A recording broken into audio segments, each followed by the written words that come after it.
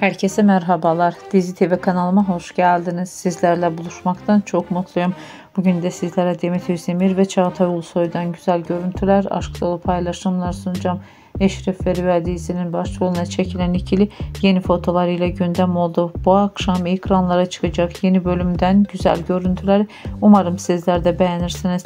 Şimdilik benden bu kadar. Sağlıcakla kalın arkadaşlar. Yeni videolarımda yeniden buluşmak üzere.